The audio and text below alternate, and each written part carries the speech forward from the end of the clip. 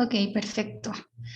Bueno, pues entonces vamos a continuar. Ya habíamos hablado de una pequeña introducción. Ya decíamos, ¿no? Que esta pregunta es bastante frecuente. Creo que todos los que estamos aquí, pues en su mayoría la tenemos.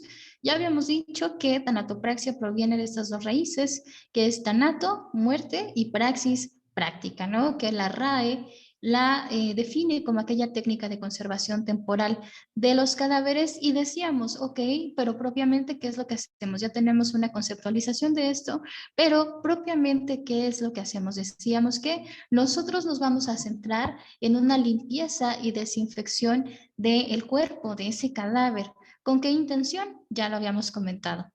Decíamos también que una de los objetivos de la limpieza y desinfección era precisamente, pues como su nombre indica, ¿no? Limpiar y desinfectar para evitar, primero, pues contagiarnos con alguna situación, alguna enfermedad infectocontagiosa, alguna bacteria, algún virus, también para después evitar o retrasar la putrefacción que se va a estar pues acelerando en cierta forma, ya decíamos, por todo ese fenómeno de tanatoquimia, etcétera, etcétera. Otro de los objetivos que nosotros tenemos es retirar esas prótesis, esos marcapasos. ¿Con qué intención?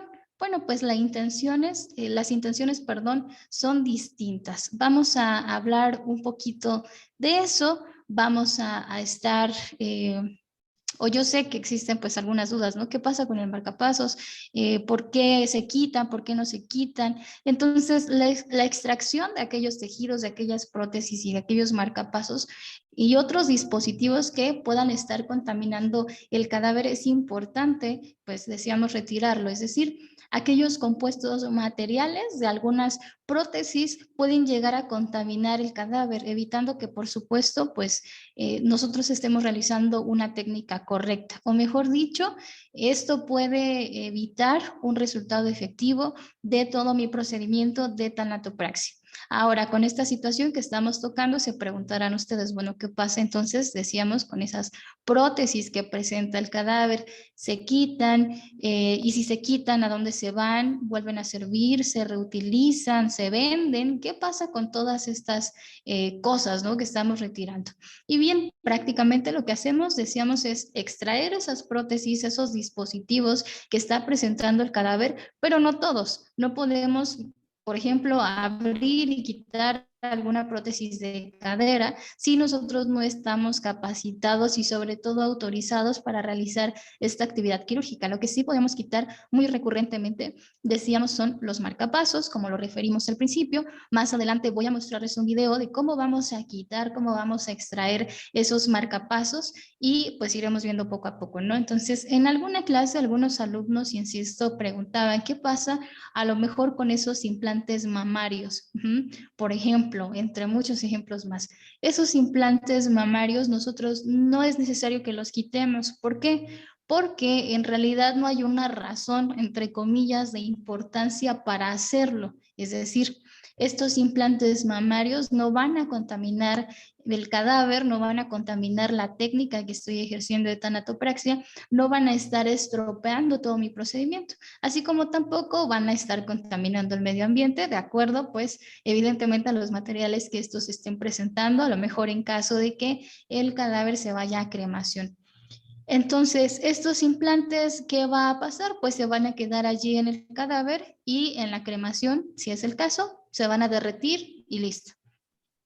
Caso contrario, por ejemplo, con las prótesis de cadera, las prótesis de rodilla, etcétera, etcétera, en una cremación, por supuesto que no se van a derretir. ¿Por qué? Pues porque precisamente están hechos de metales, ¿no? De metales duros, como lo es el titanio, incluso con algunas aleaciones de acero, aleaciones de cobalto, entre otros materiales.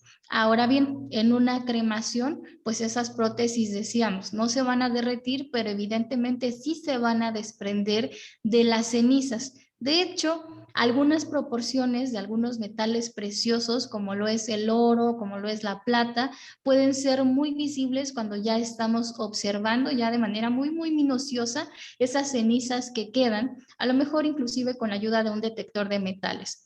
Entonces, para que tengan el dato, el metal con el que se hacen algunas prótesis, decíamos, por ejemplo, de cadera muy comúnmente, algunas veces es reciclado después de esa cremación o después de esa extracción.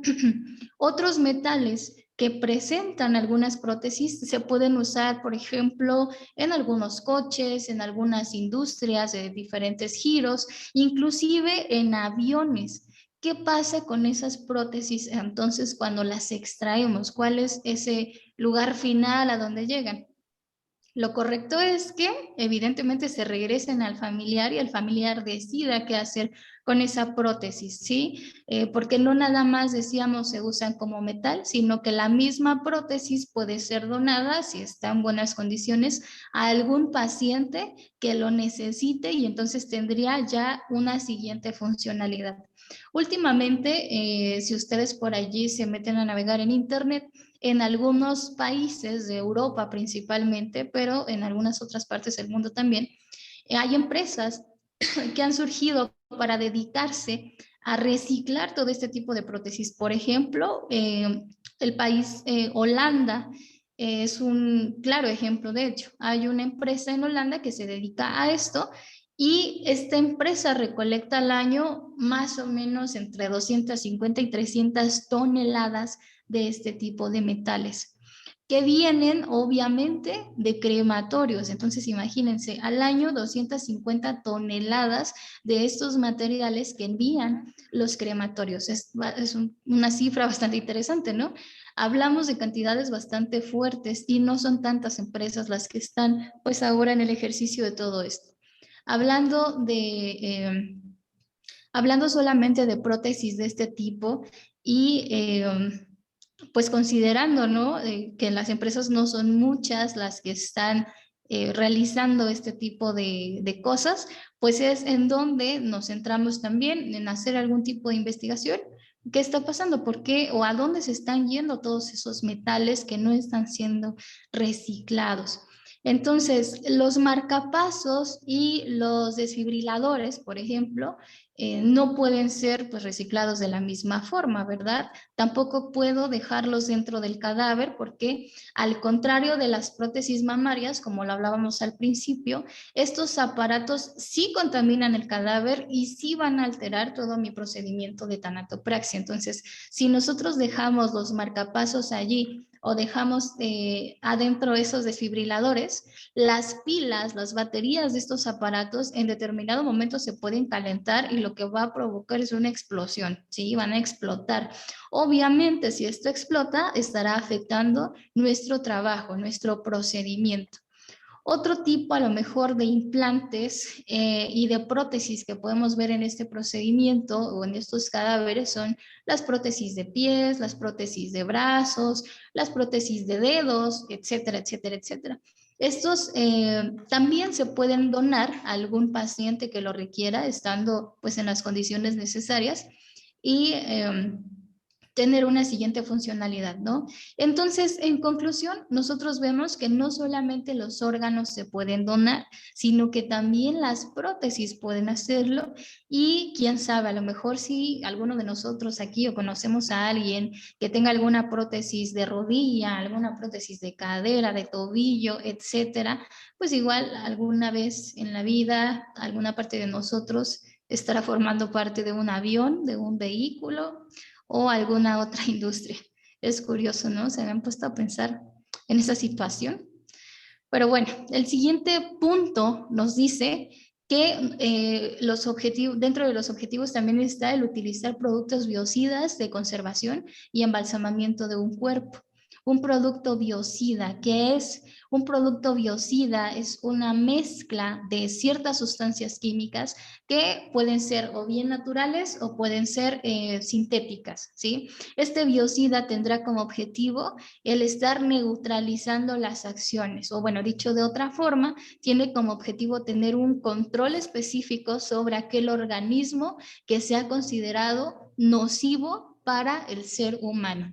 Para esto entonces existen diferentes tipos de biocidas. Tenemos los desinfectantes, tenemos los plaguicidas, tenemos los conservantes, entre otros más, un largo etcétera.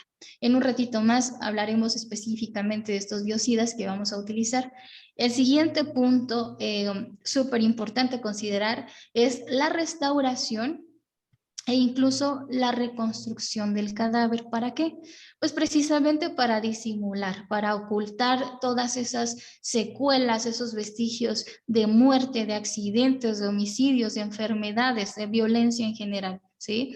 Igual más adelante estaremos viendo algunos casos prácticos en cómo es que esta parte ayuda bastante a la tanatopraxia.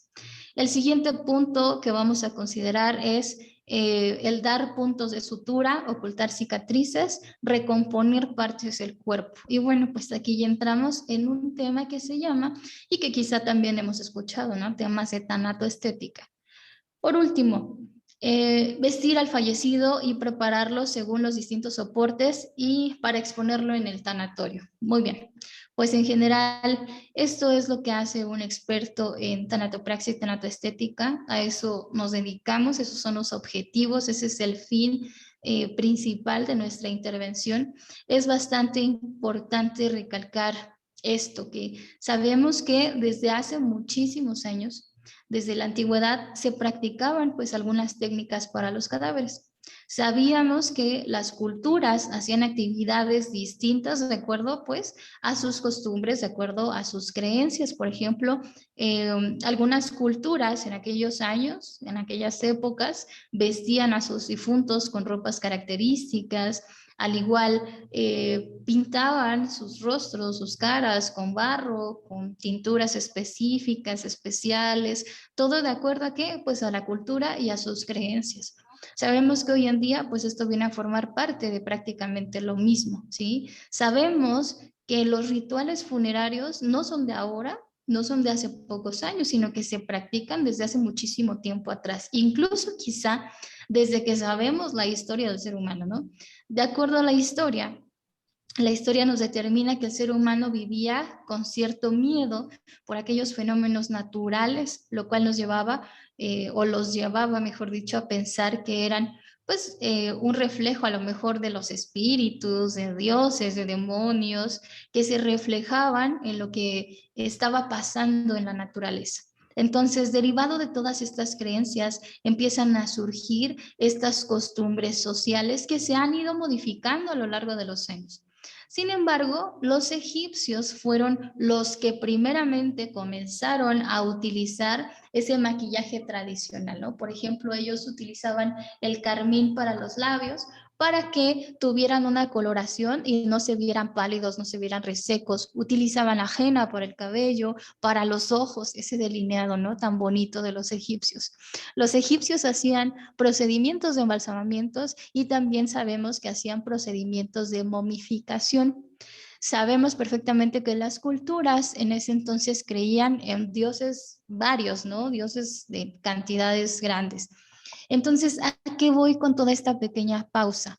A que es necesario que hagamos una retrospectiva de la tanatopraxia en la actualidad. Ya no se trata únicamente de creencias, sino de una objetividad para, dijimos, una higiene, una sanitización, una estética. Y también esto implica un labor social. La tanatopraxia tiene una función bastante importante. Cuando nosotros perdemos a un ser querido, nuestros sentimientos, nuestras emociones se reflejan bastante alteradas. Sabemos que es un proceso muy complicado que tenemos que vivir o que tenemos que estar superando todos los días. Entonces, precisamente es aquí donde este experto en tanatopraxia, siendo un profesional capacitado y sobre todo especializado con técnicas, con conocimiento científico, no solamente empírico, ayuda también de manera indirecta a contribuir en el sentir de los familiares. ¿De qué manera vamos a contribuir en todo esto? Pues vamos viendo poco a poco, entremos ya un poquito más en materia. Uno de los objetivos que ya he venido mencionando, decíamos, es la preservación del cadáver. La preservación, siendo profesionales, vamos a llevarla a cabo o a través, mejor dicho, de estos medios físicos, químicos y anatomoquirúrgicos. ¿A qué me refiero? A que esto depende Por supuesto, y va de la mano con la causa de muerte. La causa de muerte también me va a determinar el qué técnica y cómo voy a estar trabajando en todo mi procedimiento de tanatopraxia. El diagnóstico que voy a realizar inicialmente es bastante importante. Entonces, la preservación de la que hablábamos se refiere a retrasar un proceso, a estar retardando ese proceso de putrefacción del cadáver, decíamos. Esto lo voy a lograr principalmente o al inicio con la limpieza y la desinfección, ¿sí? Eliminando, dijimos, todas esas bacterias que se van a mostrar de manera superficial. Asimismo, esas bacterias se van a encontrar de manera externa, pero también de manera interna. Entonces, es necesario que también realicemos un procedimiento para pues quitar esas bacterias que nos estén ayudando a acelerar esa putrefacción. Ahora bien, cuando nosotros hablamos entonces de medios físicos y de física propiamente, como observamos en pantalla, sabemos que esta área estudia la materia, que esta área de la física estudia la energía y que también, aparte de estudiar la energía, pues estudia su comportamiento, ¿no? Entonces, si llevamos este medio físico, este estudio físico, lo trasladamos a la tanatopraxia, o mejor dicho, cuando requerimos esos conocimientos de física aplicados a la tanatopraxia, pues nosotros podemos mencionar que usamos bombas de inyecciones arteriales. Y a su vez, estas bombas de inyección tienen algo que se llama manómetros, ¿vale? Los manómetros son los que nosotros estamos viendo en la imagen, son aquellos instrumentos que nos van a ayudar a medir la presión en fluidos. Cuando hablo de fluidos me refiero a aquellos líquidos, a aquellos gases que se van a estar manifestando en el cadáver. ¿Y por qué los uso? Pues porque precisamente debemos estar inyectando las soluciones que voy a utilizar a ciertas libras de presión. Estas libras de presión se van a tener que establecer, dijimos, de acuerdo a las necesidades del caso, a ese diagnóstico inicial que voy a realizar. Entonces, esta bomba, a su vez, lo que me va a ayudar eso está regulando la presión que yo voy a ejercer. Si no usamos la bomba y controlamos la presión de manera adecuada, entonces vamos a ver reflejados pues algunos daños capilares en las arterias y las venas donde vamos a estar trabajando. ¿Dónde vemos la física ya propiamente aplicada? Pues en donde precisamente estamos realizando todo este procedimiento porque decíamos que estamos jugando con la energía que se va a estar viendo reflejada en esas libras de presión que nosotros estamos pues ingresando en un cadáver.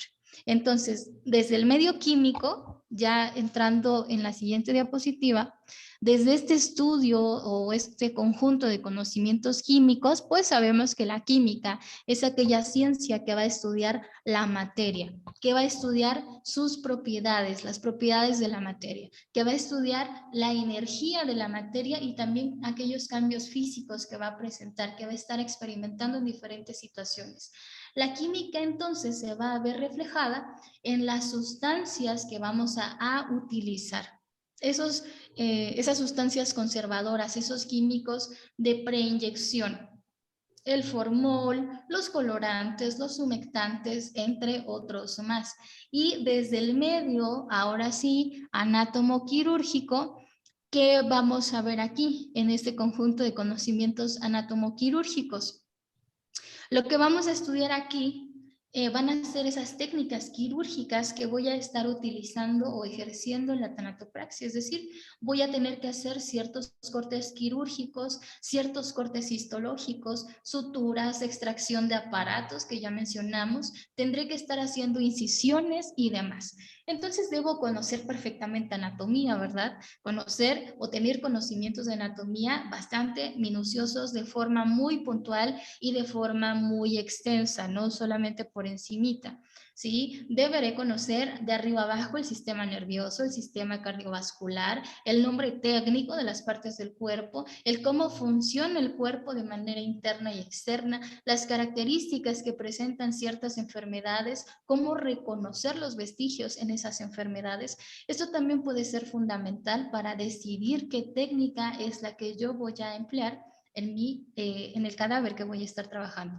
Entonces, Estos prácticamente van a ser aquellos conocimientos de manera generalizada que estaremos viendo y que estaremos aprendiendo y por supuesto dominando en materia de tanatopraxia. Esto es lo que tenemos que conocer. Ok, por otro lado, cuando nosotros hablamos de tanatoestética, pues entonces recordemos, como ya lo habíamos platicado, que en tiempos pasados comentábamos que en aquellas épocas utilizaban henna para los ojos, para el cabello, el carmín para los labios y demás cosas. En la actualidad, por supuesto, el maquillaje también se ha ido transformando. Lo sabemos perfectamente en las tendencias, ¿verdad? Entonces, inicialmente hay que definir a la tanatoestética. Sabemos que la tanatoestética viene del griego tanato, que significa muerte, y también del griego, que significa pues, estética, ¿no? No sé cómo se pronuncia, así que me lo salté, pero significa estética. Entonces, algunos lo van a definir como aquel arte de embellecer la muerte, entre otros significados que, bueno, no vamos a debatir ahí. Pero el especialista en tanatoestética, ¿qué va a hacer? Pues prácticamente es esa persona que se va a encargar de la apariencia visual del cadáver. Aquí va a ser súper importante y súper objetivo el aspecto físico del cadáver que voy a estar trabajando. Vamos, dijimos, a desvanecer lo más posible aquellos vestigios que van a estar provocados pues por la muerte, por violencia, por enfermedad. Aquí es importante recalcar que la intención no es volvernos expertos en peinados, en uñas y maquillaje, en extravagancia, no. Eso no es la tanatoestética. Por allí luego a veces veo algunos comentarios fuera de lugar, ¿no? Que realizan que, ay, es que el embalsamador se dedica a maquillar cadáveres y no es así. No es así, chicos. La tanatoestética implica muchas otras cosas, no solamente maquillaje. Tendremos que lograr una naturalidad de apariencia en este cadáver. Si nos vamos a basar en el maquillaje tradicional, eh, eso es cierto, sí, pero no vamos a aprender o no nos vamos a meter a miles de cursos de make-up perfecto, no, no, no. El resultado de mi técnica en tanatoestética será pues aquel empeño que le voy a poner en cuanto a la imagen, a la última imagen, a ese último cuadro memorial que van a observar los familiares. Entonces, decíamos, dentro de la tanatoestética debemos lograr un aspecto natural, el aspecto que tenía este cadáver, pues como cuando era en vida, todo un reto, no solamente es llegar y maquillar como muchos dicen, ¿no? Hay que lograrlo, hay que lograr hacer ver como pues comúnmente le llaman o comúnmente van a escuchar, hay que lograr hacer verlo como si estuviera dormido. Entonces aquí también tenemos ciertas técnicas que debemos estar siguiendo y para lograr que las técnicas sean efectivas, pues debemos ser bastante observadores y tratar con muchísimo cuidado las técnicas, porque cuando no dominamos las técnicas, lo que ocurre es que lejos de tener buenos resultados, lo vamos a empeorar. Y si lo empeoramos, revertir las consecuencias de lo que hicimos, allí ya va a estar muchísimo, muy complicado. ¿Vale? Entonces tenemos tratamientos en rostro. ¿A qué se refiere esto? Pues a estar hidratando la cara. Sí, podemos a lo mejor utilizar ciertas cremas humectantes, podemos usar las famosas bases de maquillaje, correctores.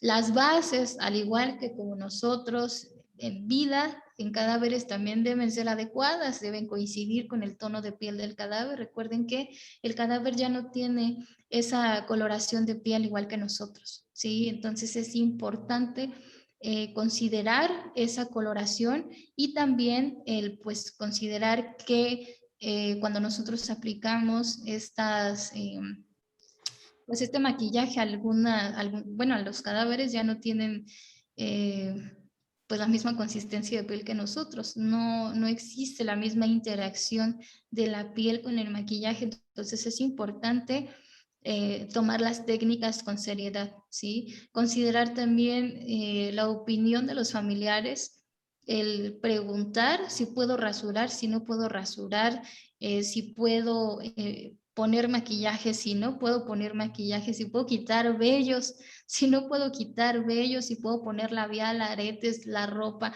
Siempre, en todo lo que vayamos a hacer, busquemos el consentimiento de los familiares. Y esto, híjole, siempre lo menciono porque dicen que uno aprende a la mala, ¿verdad? Pero pues en alguna ocasión, como anécdota, eh, cometí el error de a una señora de la tercera edad que llegó por alguna enfermedad. Eh, Le quité 3 vellitos que tenían una verruga por aquí cerca de la nariz. Y entonces cuando el cadáver se entregó, pues fue un lío, ¿no? Porque esos 3 pelitos que salían de la verruga de la señora eran lo que la caracterizó toda su vida. Entonces cuando el familiar vio a la señora sin esos 3 vellitos, pues hubo un lío porque ya no era su familiar. Entonces es importante el consentimiento de los familiares siempre y en todo momento, porque cualquier cosita que se nos resbale puede provocar una situación más complicada. Diríamos, bueno, a lo mejor a veces esto sonará exagerado, quizá lo contrario, pero en un momentito hablamos de eso. Tenemos otro tipo de tratamientos, que es el tratamiento de ojos. Aquí también utilizamos algunos hidratantes. Podemos utilizar sombras de ojos, las tradicionales que conocemos. Podemos utilizar delineadores, podemos utilizar lápices, máscaras de pestañas, sombras, etcétera, etcétera, etcétera. Ese maquillaje tradicional que ya conocemos, que en ese momento estemos requiriendo, etcétera, pero insisto, siempre con el consentimiento del familiar, ¿ok?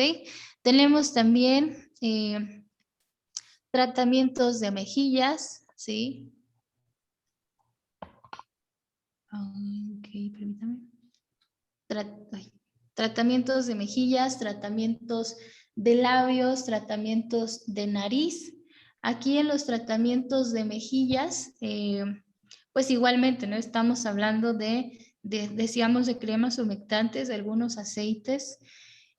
Cuando hablamos de los tratamientos de nariz, también es importante mencionar que pues la nariz es una de nuestras partes en nuestro cuerpo que es bastante sobresaliente. Entonces, en la nariz, cuando son muertes violentas, muchas veces vemos esos vestigios bastante marcados allí, en la nariz, pero los podemos resarcir pues con estos tratamientos de nariz, en donde no solamente utilizamos pues a lo mejor maquillajes o pinturas, sino incluso tenemos que realizar una reconstrucción o una restauración. Ahorita vamos viendo algunos casos prácticos también. Hablamos también del tratamiento de labios. Los labios regularmente en un cadáver están bastante resecos, inclusive a veces llegan pegados, llegan ya con negros, morados, violáceos, etcétera. Entonces es importantísimo ese tratamiento de labios, no solamente llegar y poner un labial, no, sino pues saber cómo humectar esa parte de los labios. Y por último, pues vemos el tratamiento de uñas. Sabemos que no en todos los casos esto llega a realizarse, pero pues sí llegamos a hacerlo, ¿no? Con este tratamiento de uñas lo mismo.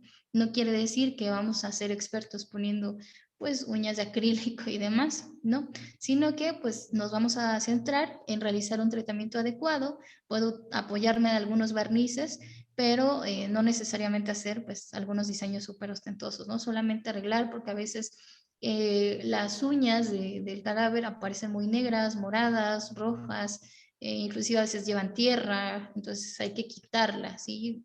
Recordemos que las manos son una de las partes del cuerpo que regularmente nosotros, pues cuando vemos a algún familiar en una caja, es la cara y las manos lo primero que observamos o lo que más observamos.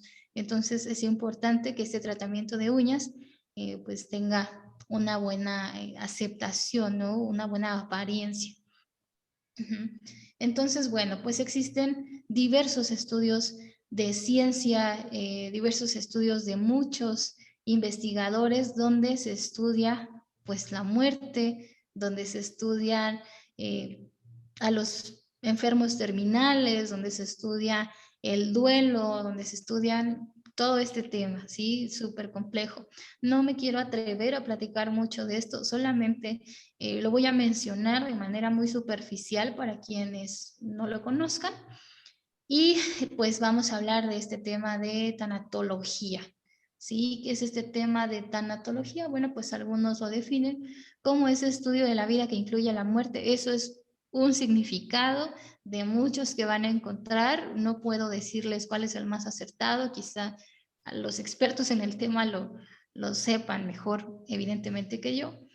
Pero pues con esto nos referimos a la tanatología clínica. Recordemos que la tanatología clínica y la tanatología forense son cosas completamente diferentes.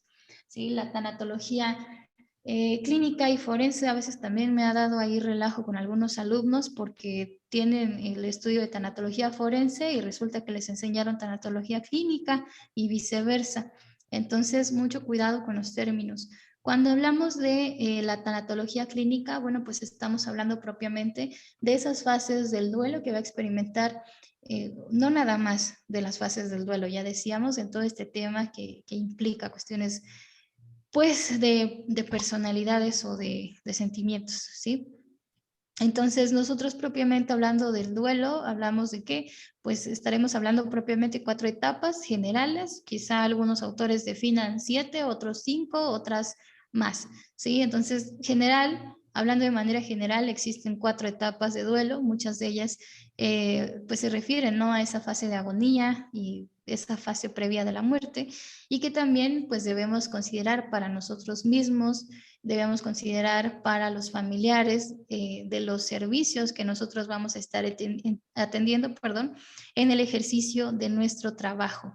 Porque decíamos al principio, el no realizar o no entregar un trabajo adecuado, un servicio adecuado y tener en nuestras manos a un ser humano que pues lamentablemente ya no tiene vida, si yo no lo trato primero con respeto, como lo dice la ley, con ética y respeto y dignidad, y segundo, no realizo mi ejercicio profesional de manera adecuada porque no tengo la capacidad ni tampoco la intención de hacerlo adecuadamente, pues entonces me voy a meter en problemas, no solamente en el medio profesional. Recordemos que estamos tratando con personas que acaban de perder a sus seres queridos y que van a presentar o se van a presentar en diferentes etapas del duelo. Entonces, esto cuando nosotros tomamos ya cursos, ya talleres especializados,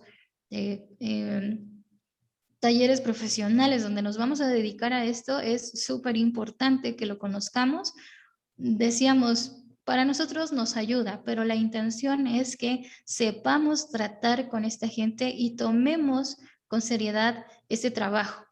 Sí, este trabajo no es de morbo, no es de venir a ver cadáveres y listo. No, estamos trabajando con vida humana, con sentimientos, con ilusiones, con sueños, aunque todo esto les suene cursi.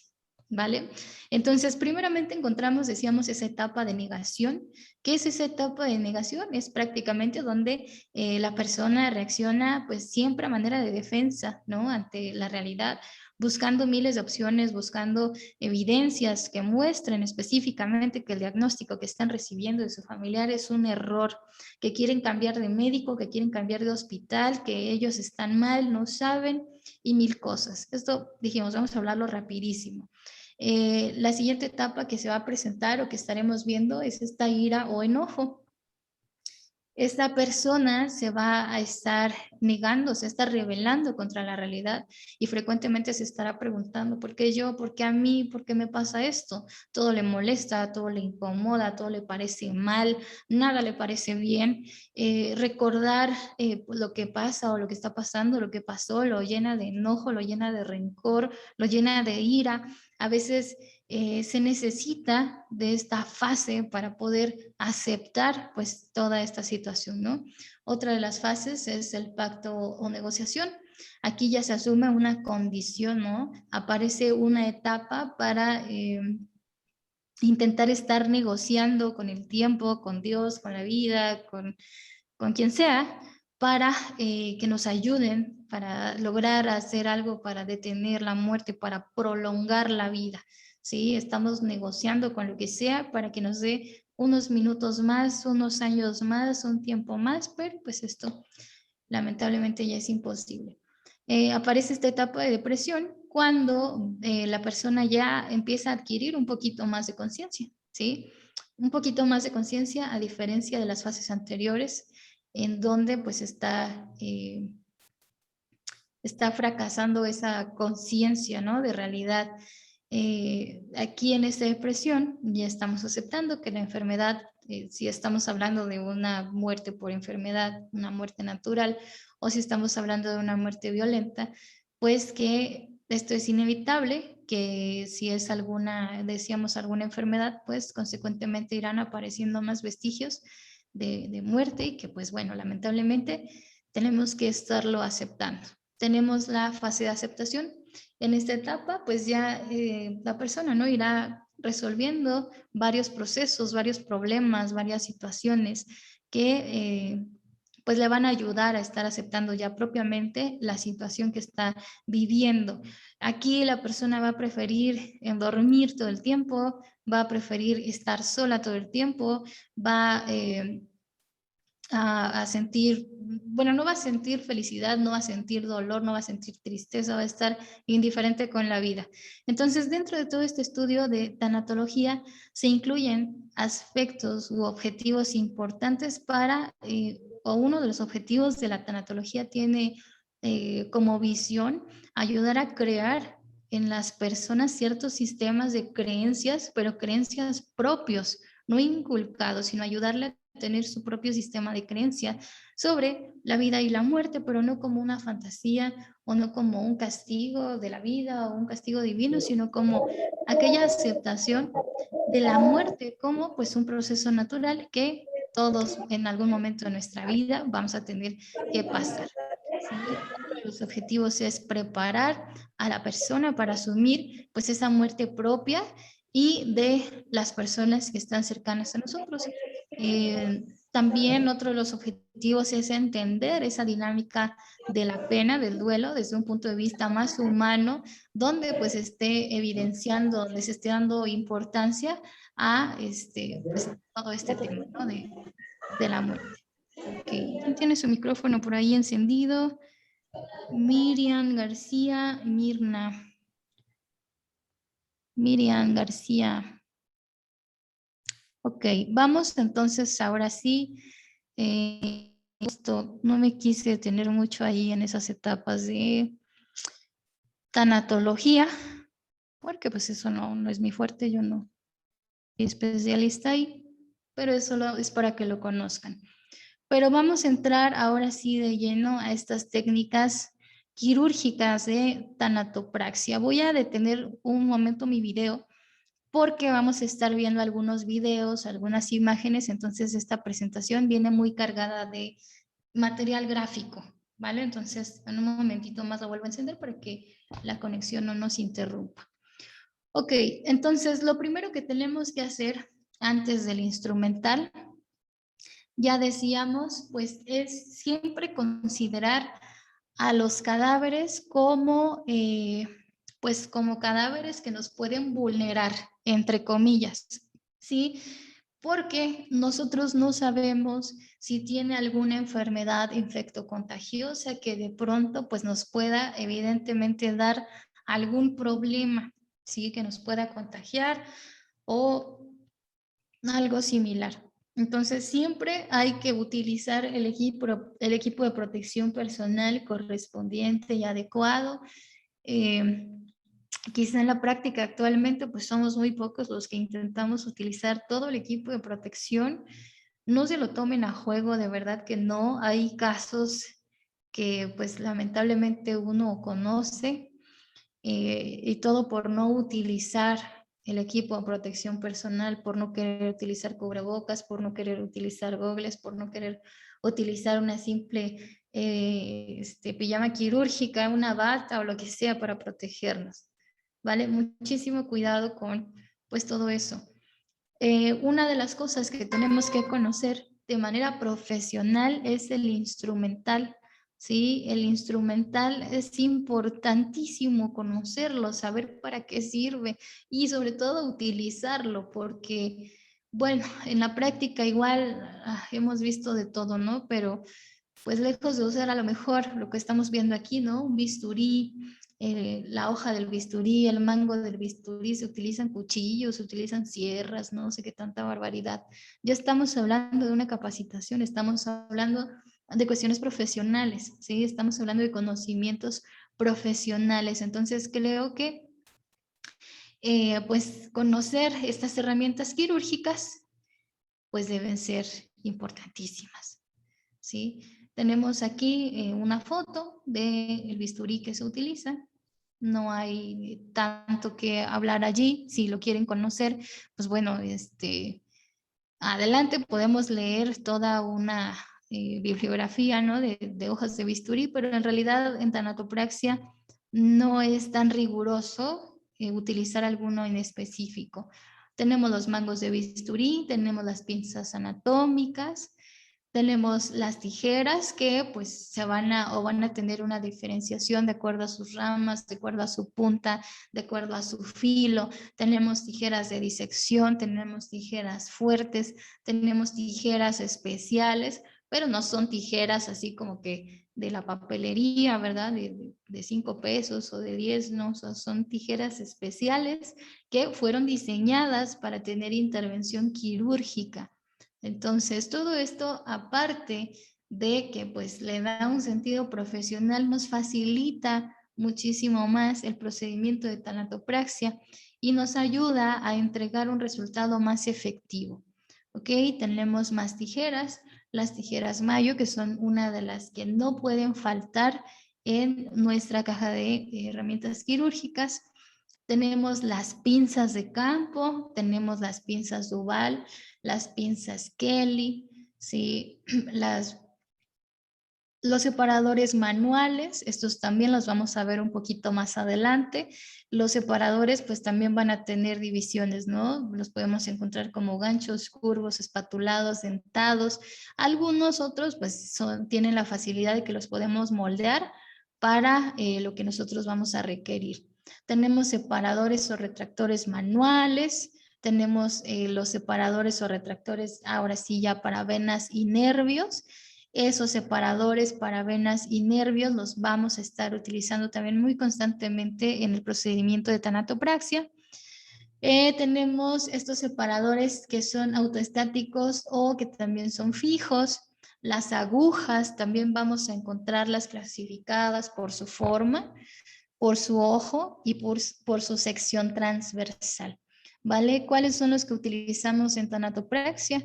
Pues no hay alguna que se diga por ley tienes que utilizar esta, no, pero sí es muy común que utilicemos todas, la recta, la curva y la mixta, la que tiene ojo cerrado, abierto o automático, y en la sección transversal también llegamos a utilizar esas tres y algunas otras más, ¿sí?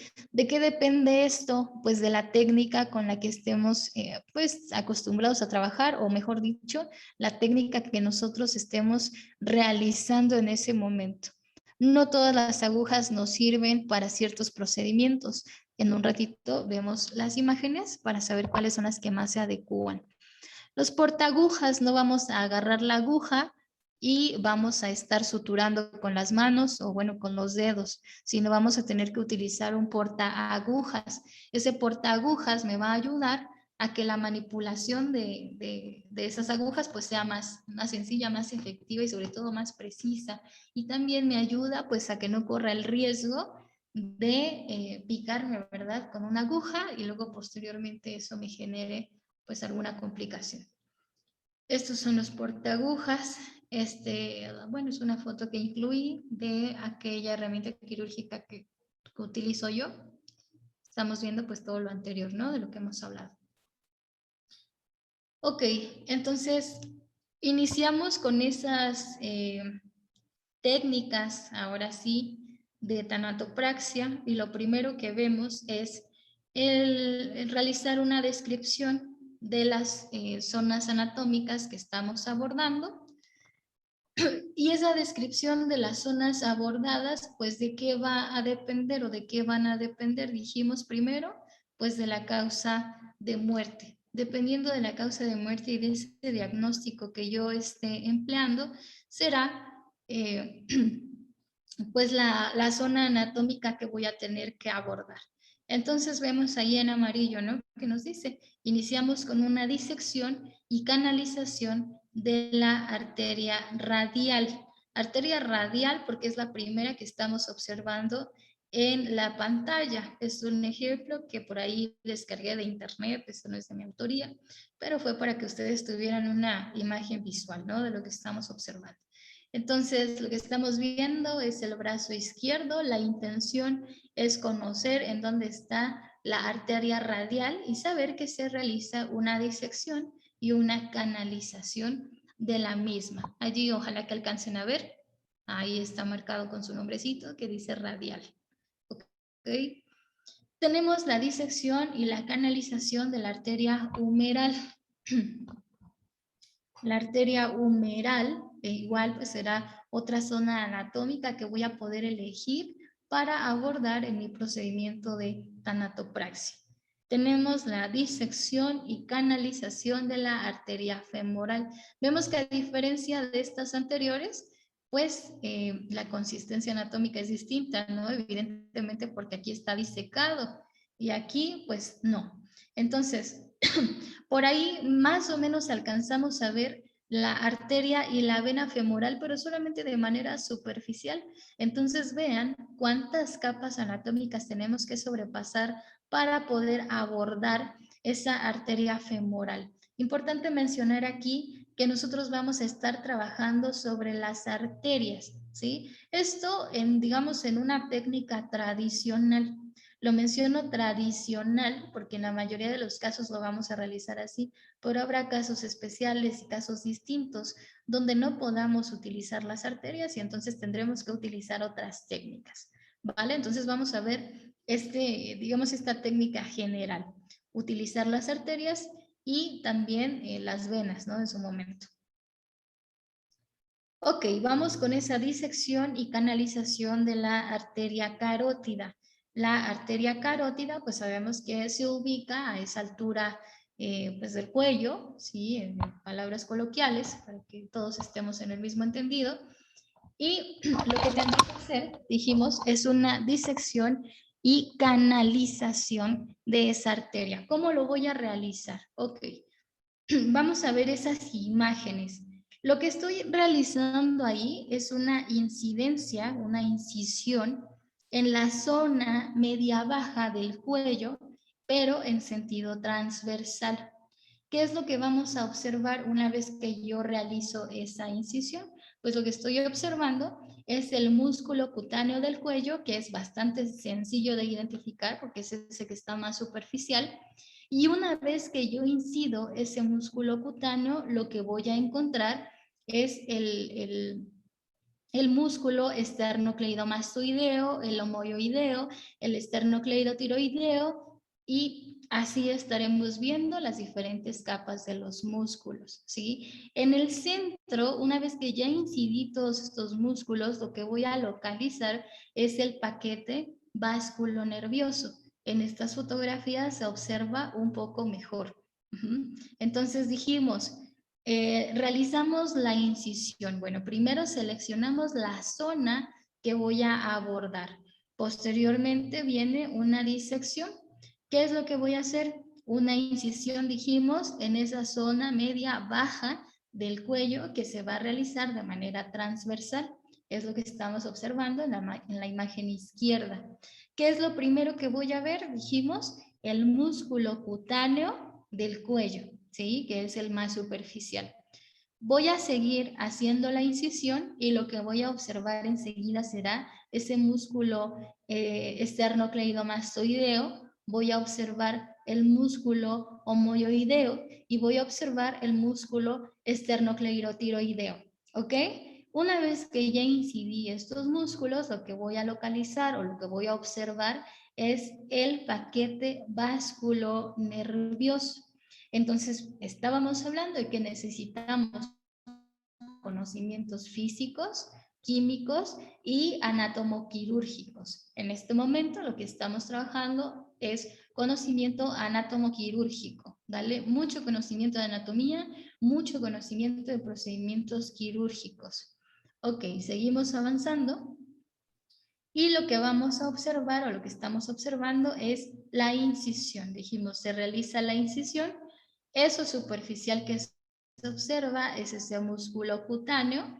Seguimos realizando la incisión para pues pasar el esternocleidomastoideo, el homoideo y el esternocleidotiroideo.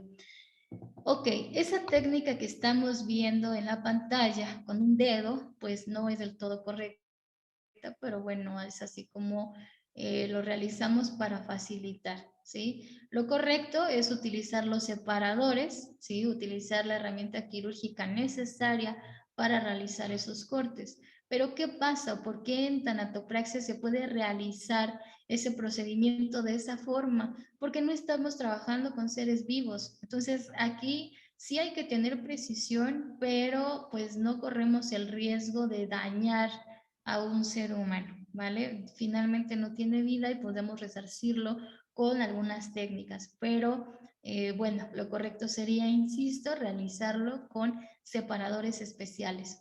¿Ok? Entonces realizamos la incisión que vemos que es muy pequeñita, ¿sí? Muy, muy pequeñita, no rebasa los 2 centímetros y tenemos que pues sobrepasar todas esas capas anatómicas. ¿Ok? Lo siguiente será entonces, bueno, aquí viene otro ejemplo. Lo quité. Okay. No se reproduce. Tenemos, continuamos con la arteria carótida, ¿no? Ya ingresamos, ya cortamos esas capas anatómicas para encontrar mi arteria carótida. La intención de cortar es encontrar esa arteria carótida. Les presento entonces en la imagen a nuestra arteria carótida. Vemos que las características de esa arteria pues van a ser muy similares a los tendones y a los nervios. Por eso es importante tener conocimientos de anatomía para identificar unas de otras. ¿Qué voy a hacer entonces una vez que ya la identifique? Ya identifiqué mi arteria carótida y lo que procede es descubrir ese paquete vasculonervioso y observar, o lo que vamos a observar, que se está viendo la imagen de abajo, un poquito se está asomando, es la vena yugular profunda que tiene una aferente tiroidea, ¿sí? Estas venas van a cubrir de manera parcial a la arteria carótida, entonces es importante que las separemos, porque recordemos que nosotros vamos a trabajar sobre la arteria. Entonces, lo que vamos a realizar prácticamente es una limpieza. Voy a quitar todo ese paquete vasculonervioso que le está rodeando para poder trabajar con ella. Me puedo apoyar de una pinza curva, como estamos observando en la fotografía, una pinza curva por debajo de la carótida. ¿Para qué? Pues con la intención de aislarla y poder trabajar en ella. Ahí estamos viendo ese video en donde estamos descubriendo, ¿sí? Esa arteria carótida, estamos quitando ese paquete vasculonervioso para poder trabajar. Eso que estamos sacando por allí es la vena yugular, ¿sale? Entonces vemos que la vena y la arteria ya tienen pues una apariencia distinta, ¿sí? Dijimos, la arteria se puede confundir con un tendón, con un nervio. Sin embargo, la vena yugular y la vena en general tiene otra morfología, tiene otro color. Entonces es fácil de pronto en cadáveres identificar la arteria de la carótida. Ok, una vez que ya descubrí esa arteria carótida de todo ese paquete vasculonervioso, dijimos, me puedo apoyar de esa pinza curva para separar y posteriormente de un separador para evitar que la arteria regrese al interior del cadáver. ¿Sale? Necesito tenerla fuera para poder trabajar sobre ella.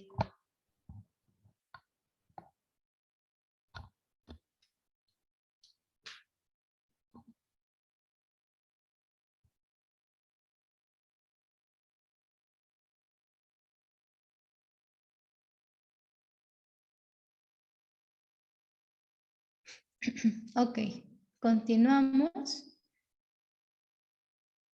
Y lo siguiente que observamos es una imagen en donde estamos visualizando una incisión en la arteria. Y la intención de esa incisión en la arteria es ingresar una manguera donde nosotros vamos a proveer todo ese líquido del que ya hablamos un poquito anteriormente, donde debemos tener conocimientos químicos. Vemos que esa incisión es bastante pequeñita, ¿sí? Es muy, muy, muy pequeña porque ahí debe pasar una cánula bastante pequeña donde voy a ingresar el líquido. No puedo hacerla ni siquiera a más de la mitad de esa arteria porque lo que va a provocar es que me entorpezca el procedimiento porque el líquido que voy a ingresar a través de la cánula se va a salir por ese orificio porque fue muy grande o inclusive corro el riesgo de que la arteria se rompa, se va a trozar y entonces si se troza pues ya no voy a poder trabajar sobre esa arteria, tendré que hacer una incisión en otra parte del cuerpo para poder trabajar. Ok, entonces lo que estamos observando, dijimos, es esa incisión en la arteria que va a estarse o nos vamos a estar apoyando con dos ligaduras, ¿sí? Dos ligaduras que van a pasar por debajo de esa carótida y pues dijimos esa incisión que debe ser muy pequeñita, ¿sí? La carótida entonces debe canalizarse y se va a ligar su extremo superior y lo vamos a ajustar a la cánula con ese hilo, ¿no? Con esa ligadura que estamos observando. Y la ligadura que está en la parte inferior nos va a servir para precisamente ligar esa cánula, ¿sale? Vamos a verlo de manera gráfica para que se entienda mejor. Ahí estamos realizando la incisión en la arteria carótida, vemos que es muy pequeñita. Lo que estamos observando allí, que es sangre, es porque se rompió la vena yugular. No pasa nada si la vena yugular se rompe. Inclusive dentro del procedimiento de la técnica a veces nos apoyamos rompiendo la vena yugular, ¿vale? No pasa nada si esto sucede. Al contrario, nos ayuda pues para este procedimiento. Ok, entonces vamos a ver la siguiente imagen. En la siguiente imagen ya estamos viendo la cánula dentro de esta arteria. Vemos que ahí están las dos ligaduras, ¿no? Una ligadura, que es la que está cerca de o la que está amarrando la cánula, es precisamente para ajustarla a la arteria carótida, ¿sí? Que esa cánula no se salga, que se quede allí fija para que el líquido pueda ingresar sin salirse por esa incisión. Y la ligadura que está al lado contrario, o sea, a la izquierda de esa imagen que estamos observando en pantalla, tiene la intención que el líquido que estamos ingresando, ese químico que estamos ingresando, no entre directamente hacia la cabeza. ¿Por qué? O hacia la cara. ¿Por qué? Porque si nosotros ingresamos el líquido directamente a la cara, corremos el riesgo de que el cadáver tenga una coloración morada, negruzca o rojiza, y entonces esa coloración va a ser complicadísima de quitar, si no es que a veces es imposible, porque decíamos y hablábamos de los conocimientos químicos, ¿vale? El químico que nosotros vamos a utilizar será o tendrá también un procedimiento, ¿sí? Para ciertos cadáveres tendré que utilizar ciertas cantidades de químico, ciertas cantidades de los componentes del químico. Hay químicos especiales para cavidades, para órganos, ¿sí? Hay químicos especiales para embalsamar corazón, químicos especiales para pulmones, químicos especiales para todo el dorso, químicos especiales para las extremidades, etcétera, etcétera, etcétera. Entonces, hablar de químicos es hablar de, semanas de conocimiento para poder entender qué componentes contienen esos químicos que vamos a ingresar y cómo es que están actuando ya de manera interna, pues con el cadáver. Entonces tendremos que estar hablando de cuestiones de química, de bioquímica, etcétera, etcétera. ¿Vale? Pero prácticamente esa es la explicación de manera sencilla, de manera simplificada del por qué se tienen que poner esas ligaduras. Decíamos, la ligadura del lado derecho es para sujetar la cánula y que no se salga, que se quede fija para que ingrese el líquido, el químico, y la ligadura del lado izquierdo es para que el químico no ingrese de manera directa y no corra el riesgo de que el cadáver en su cara se ponga morado, se ponga negruzco, se ponga violáceo, ¿vale? Ok, continuamos entonces, ya tenemos aquí una imagen un poco más nítida, ¿sí? Vemos que la ligadura de abajo está todavía no amarrada, ¿sí? Está floja. ¿Por qué? Pues porque primero tengo que adecuar la cánula. Vemos que la cánula prácticamente allí tiene el tamaño de la arteria, ¿no? Está casi del mismo tamaño del grosor de la arteria. Entonces debo sujetarla una vez que esté seguro o segura de que esa cánula ya está donde quiero que esté, ¿sí? Que no quedó muy floja para que el líquido se tenga que salir por allí. Entonces, una vez que esté seguro, pues ahora sí, voy a realizar la ligadura. Eso que estamos observando en la pantalla es químico con sangre que se está saliendo. Está 100% funcional. ¿Por qué? Dijimos que la incisión debía ser pequeña para que apenas y pudiera entrar esa cánula allí. Y vemos que de pronto la arteria está más grande, ¿no? O bueno, la incisión está muy grande. Entonces la cánula quedó muy floja y eso ocasionó que como quedó muy floja, pues el líquido se esté saliendo por allí y no estamos teniendo un resultado favorable.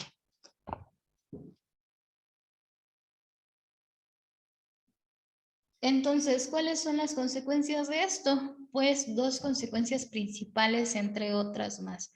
Primero, estamos desperdiciando químico. Ese químico se está saliendo, no está entrando lo que yo ya tenía destinado, entonces voy a tener que utilizar más. Y segunda consecuencia importante, el procedimiento va a ser más tardado, porque está ingresando el líquido, pero se está saliendo la mitad. Entonces, aparte de desperdiciar químico, me voy a tardar más tiempo en realizar este procedimiento. Y recuerden que en el campo ya en el ejercicio profesional de esto, pues lamentablemente no existe todo el tiempo del mundo para realizar un embalsamamiento de manera adecuada. Entonces, el tiempo aquí es súper valioso y esto pues es un error, ¿sí? Dentro de la técnica. Entonces, pues hay que tener mucho cuidado con el tamaño de la incisión que voy a realizar. Permítanme un momento, por favor.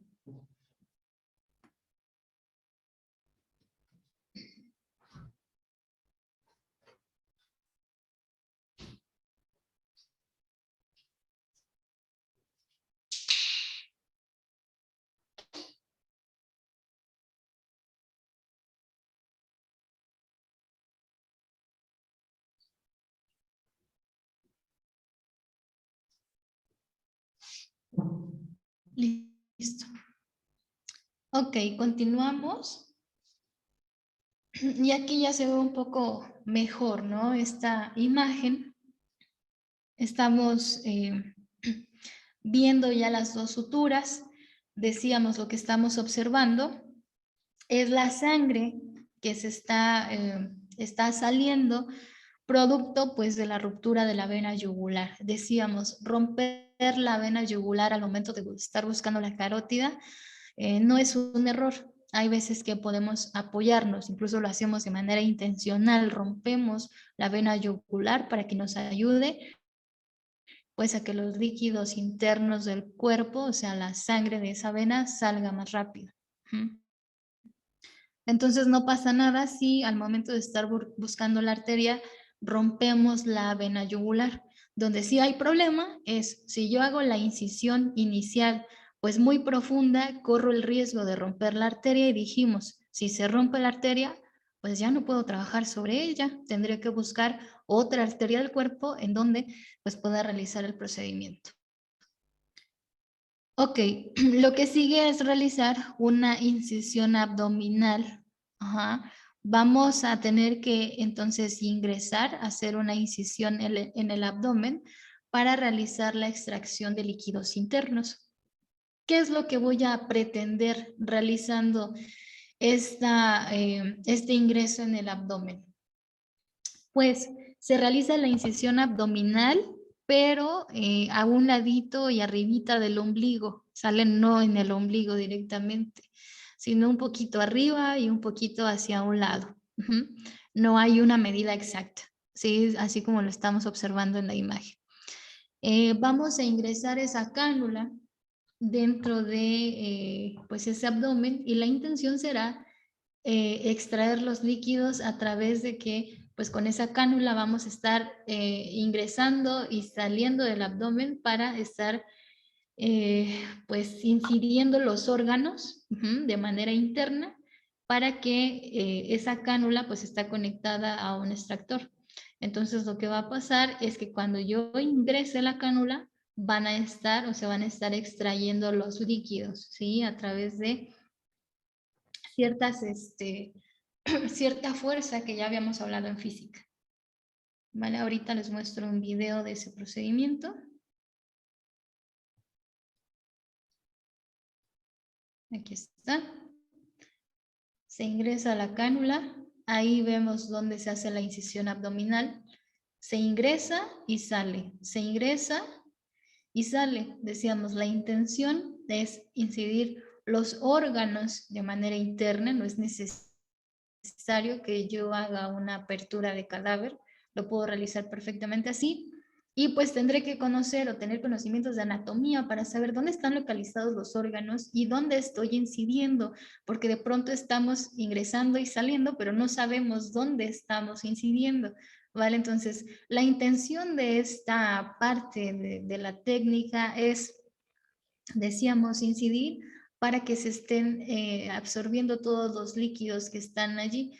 Entonces prácticamente tenemos que dejar al cadáver sin líquidos internos, ¿sí? Sin líquidos en el corazón, sin líquidos en el pulmón, sin líquidos en el hígado, sin líquidos en la vejiga, ¿sí? Entonces hay que tener también muchísimo cuidado con el equipo de protección personal porque estamos hablando de enfermedades, estamos hablando de muertes violentas, estamos hablando de enfermedades infectocontagiosas, etcétera, etcétera. Entonces, la salpicadura de esos líquidos internos, pues también me puede dar una afectación si no tengo el equipo de protección personal, ¿vale? Entonces aquí desmentimos uno de los mitos que la gente pues tiene a veces por creencia, ¿no? Dicen que nosotros quitamos los órganos y luego que hasta los vendemos y no sé qué tanta cosa. Pues no, esto no es cierto. Nosotros no realizamos apertura de cadáver, eso se hace en la necropsia y en la necropsia tampoco se extraen los órganos y se los quedan solamente en casos especiales, ¿sí? En tanatopraxia atendemos casos con necropsia, sí, también se realizan embalsamamientos a casos con necropsia, que también lleva un procedimiento especial, no es el tradicional que estamos observando en este día. Bueno, ya quizá en un futuro pues tengamos oportunidad de dar alguna conferencia específica para eso, porque es un tema tardado igual a lo mejor en tiempo que este. ¿Ok? Ok, lo que estamos observando aquí entonces es ese contenedor donde voy a estar vaciando o donde se van a estar vaciando. Todos esos líquidos internos van a caer en ese contenedor. ¿Cuántos litros de esos líquidos puedo tener?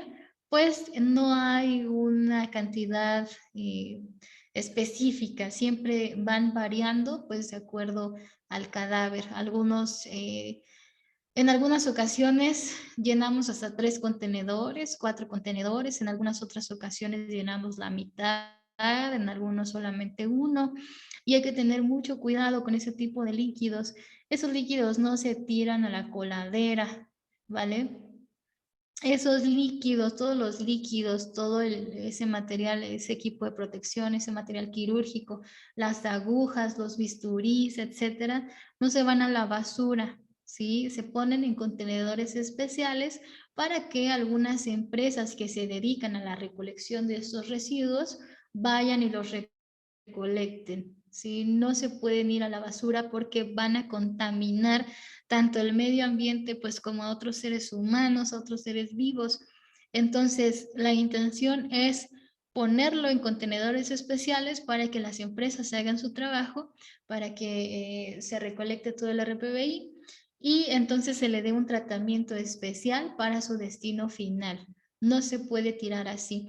Es por eso que no está permitido hoy en día realizar un embalsamamiento a domicilio. La Secretaría de Salud así lo establece.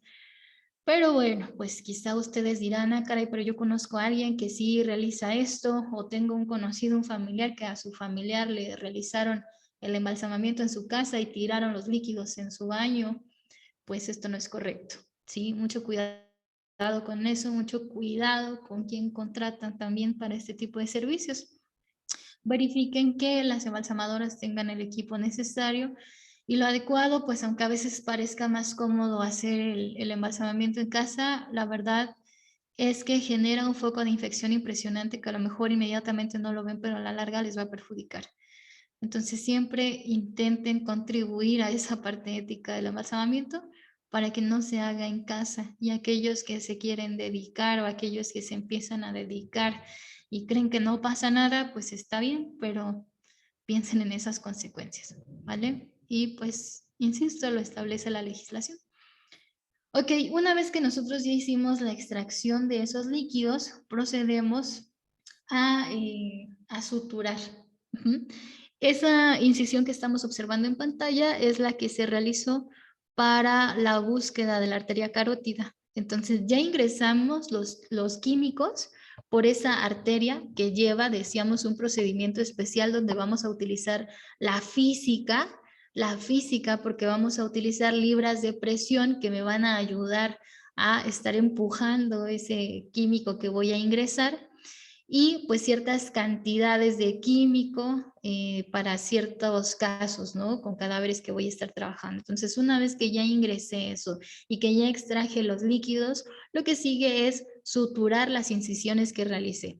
¿Cuáles incisiones? Pues la incisión del cuello a nivel de la arteria carótida que utilicé, la incisión abdominal. Si es necesario realizar alguna otra incisión, pues también lo hacemos, ¿no? Tal es el caso de algunos cadáveres que presentan, por ejemplo, heridas por arma blanca, ¿sí? Presentan muchísimas heridas por arma blanca y por allí corremos el riesgo de que se estén saliendo los químicos que yo ingresé, pues entonces lo sugerible es realizar una sutura. En el caso anterior que habíamos visto en esta imagen, también aquí es necesario realizar una sutura, porque si vemos en pantalla, en la parte de arriba de la imagen, pues esa sutura quirúrgica que se realizó en el hospital, pues no fue del todo adecuada y está ahí obstruyendo también mi procedimiento, ¿no?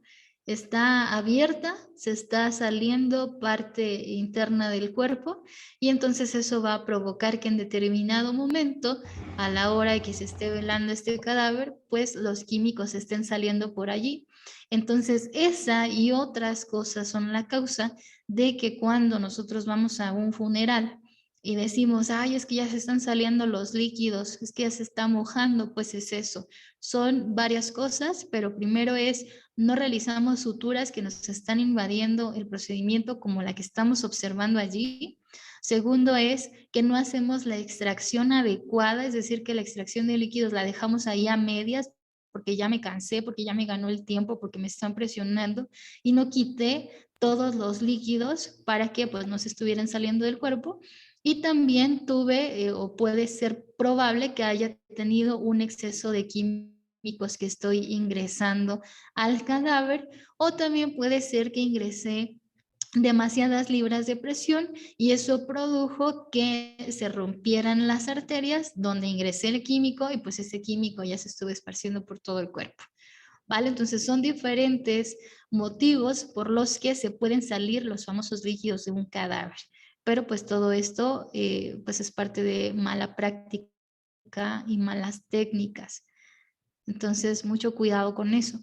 ¿Qué pasa con los embalsamamientos en casa? Pues que allí no realizan la extracción de líquidos adecuadamente, ¿no? Allí solamente tienen un espacio de tiempo y un espacio de contenedores para poder realizar la extracción, pero no lo hacen de manera adecuada, no están sanitizando el cadáver, no están ingresando los líquidos adecuadamente y entonces tenemos un trabajo pues a medias, ¿vale? Entonces lo que estamos observando allí ya es la sutura.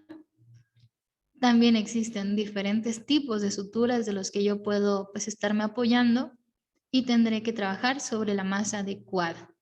Allí pues aparentemente se ve muy mal, ¿no? Pero pues ya cuando terminamos todo el procedimiento de embalsamamiento y también de tanatoestética, la sutura debe quedar pues lo más invisible posible. Dijimos que uno de los objetivos de la tanatopraxia es centrarnos también en la estética del cadáver.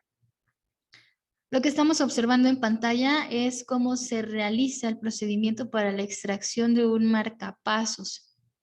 Entonces, lo que hacemos es hacer una incisión, puede ser sobre el marcapasos, retiramos esas capas que están involucrándose allí alrededor. En este caso, pues, esta persona, este cadáver estaba muy flaquito, inmediatamente se pudo identificar. Pero, ¿qué pasa con los cadáveres en donde no se puede identificar a simple vista? Pues regularmente el familiar nos indica que lleva un marcapasos y siempre al inicio de que se recibe un servicio hay que preguntar si lleva alguna prótesis, si lleva algún aparato como este o como un desfibrilador para saber si realizar la extracción. ¿Vale? Entonces no está tan sencillito de extraer.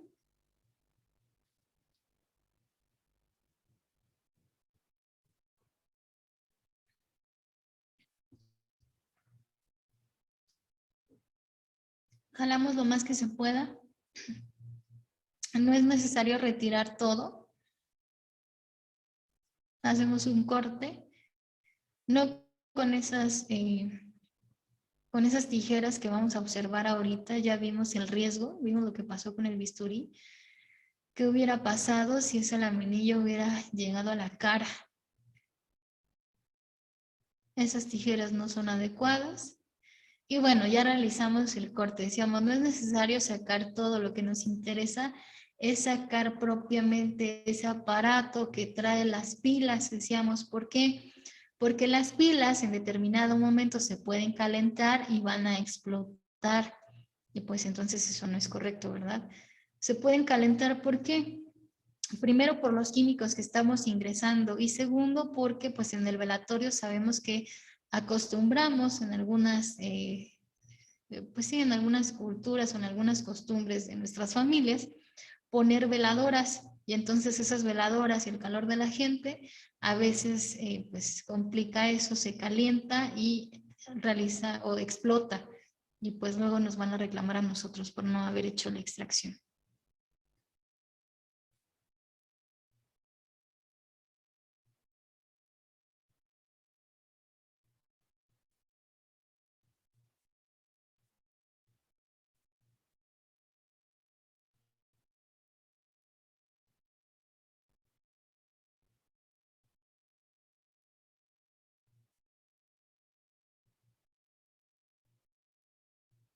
Ok, entonces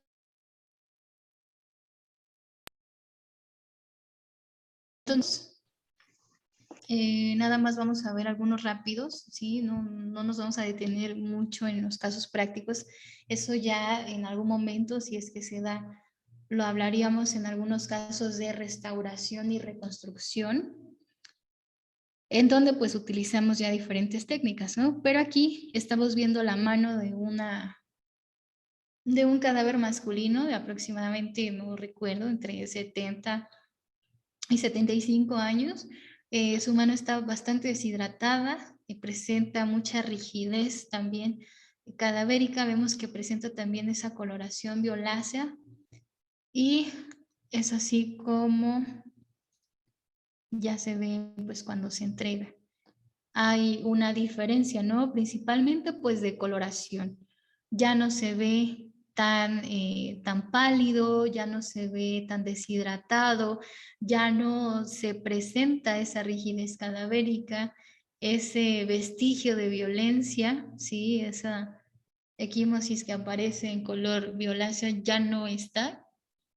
¿Y cómo logramos esa apariencia? Pues primero, a través de los químicos que nosotros vamos a ingresar. Los químicos, decíamos tienen diferentes virtudes. Los químicos contienen humectantes, los químicos también contienen, perdón, contienen sustancias químicas conservantes, ¿sí? Contienen acondicionador de agua, contienen acondicionador celular, los productos químicos antiedémicos, contiene desinfectantes, contiene tonalidades, ¿sí? No tonos de piel, pero esas tonalidades me ayudan a que el cadáver regrese o que le regrese el tono natural que tenía. Entonces sí vemos una diferencia allí, producto de los químicos que nosotros estuvimos ingresando, y pues también todo esto lleva un tiempo, ¿sí? No nada más es de que ingreso y saco y listo, no,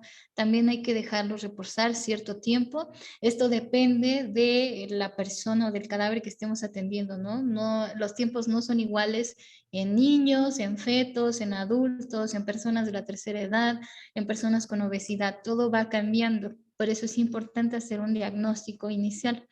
Entonces, bueno, ahí estamos viendo un caso muy, muy marcado. Vamos a ver otro ejemplo.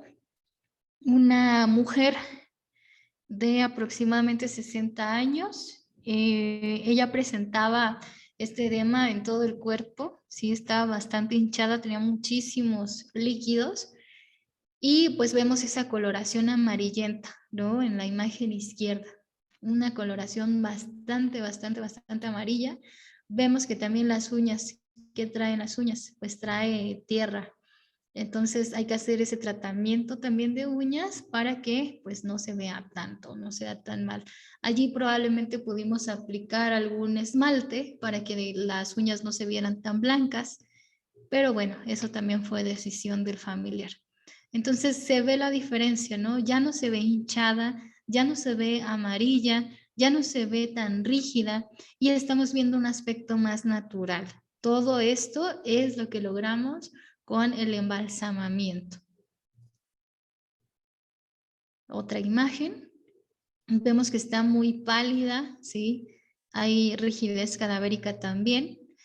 Aquí se ve, bueno, no se ve tan marcada la diferencia por la iluminación, pero pues vemos un tratamiento de uñas, vemos una coloración un poco más natural y ya no presenta tanta rigidez cadavérica. La rigidez cadavérica también nos vamos a apoyar tanto de los químicos que vamos a ingresar como de masajes que podemos ir dando para contrarrestar un poco esa rigidez.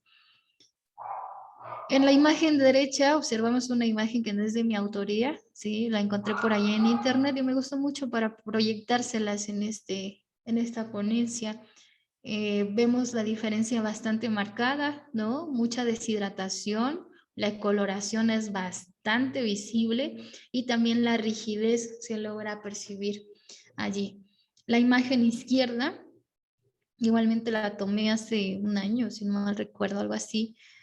Fue un caso similar, pero no tengo el después, no tomé el antes y el después, solamente el antes, pero es un caso muy, muy similar, ¿vale? Entonces vemos que hay mucha deshidratación, hay mucha rigidez y la coloración pálida. Entonces, decíamos, nos apoyamos de los químicos para que vuelva esa coloración natural, para que desaparezca esa rigidez cadavérica, pero también podemos apoyarnos de la tanatoestética, ¿sí? Con los tratamientos de uñas y manos, con humectantes ya especiales que voy a estar poniendo sobre las manos, pero también puedo utilizar pinturas, ¿sí? Si de pronto la mano tiene a lo mejor muchos vestigios de violencia, está bastante morada, los químicos no lo quitaron tanto, puedo utilizar pinturas. Esas pinturas son pinturas especiales para este tipo de procedimientos, ¿vale? Y bueno, pues tenemos diferentes tipos de suturas que pues comúnmente debemos conocer en estas técnicas de embalsamamiento. Ok, y bueno, pues acá les dejo mi contacto para aquellos que tengan alguna duda que resolver o algo que quieran comentar, ¿sí? Por el momento, pues bueno, me gustaría dejarlo hasta aquí. Tengo ahí un montón de casos prácticos, pero la verdad es que no me gustaría que esos casos prácticos anduvieran ahí volando por internet, pues por respeto a las personas que tuve la oportunidad de tener en la plancha. Pero bueno, pues les dejo nada más esos que podemos ver y no involucran la identidad de nadie, ¿vale? Espero haberles aportado pues un poco de conocimiento, un poco de práctica, aunque sea visual, y pues sigo ahí a las órdenes para cualquier situación que alguno de ustedes quiera resolver. Muchas gracias.